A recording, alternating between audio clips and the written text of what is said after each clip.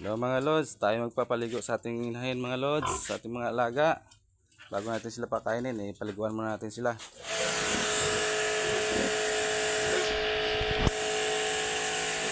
Para naman malamigan yung kanilang katawan sa sobra kasi ang init ngayong panahon mga lods.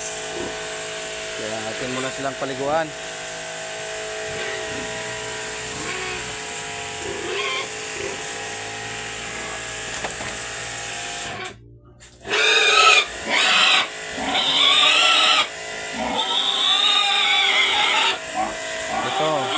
Isa kong inahin mga lods, sobrang ingay pagpaliguan.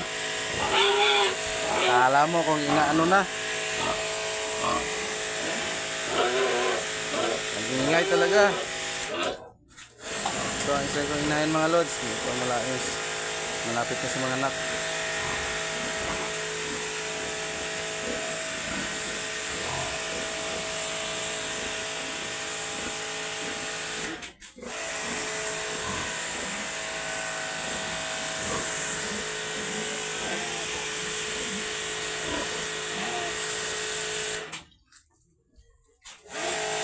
Ito ang dumalaga ko mga lods.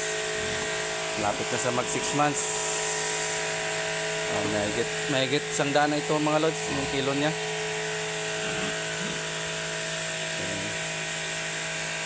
Saka ko to pabarakuan pag abot na 7 months mahigit. Kasi yung normal talaga na buwanan na ano, hindi na sa pabarakuan. Yan lang mga lods.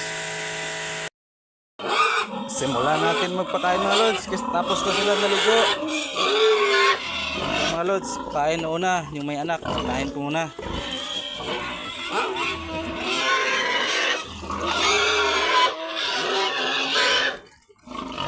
Ayan lang mga lods, antok lagi yung mga anak niya magsalo sa kanyang inahin. Para naman sana yung tiyan nila sa mga pagkain kung ano lang. So naman mga lods, pakain tayo ng dalawa nating buntis na inahin. Unahin natin to, yung isa ko si Dorok Petrin, pangalan niya si Mamang Lin. Yan mga lods, ganito lang karami mga lods, isang pita pagkain nila yan. Tsaka ito naman mga lods, yung si White Petrin, si Mama Mars yung pangalan niya. Lods, 94 days buntis ito lods, 94 days buntis.